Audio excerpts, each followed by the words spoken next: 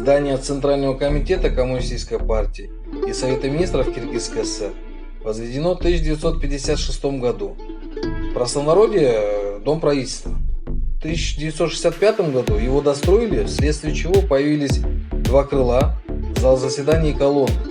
Изначально здание было предназначено для республиканской партийной школы, в которой готовили кадры для коммунистической партии.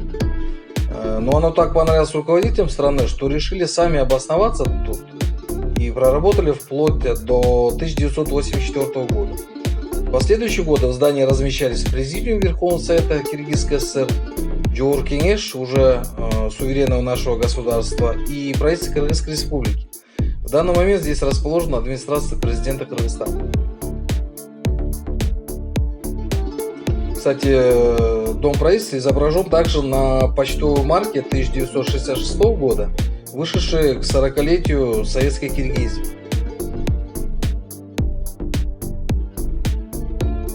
Также здание является памятником архитектуры республики.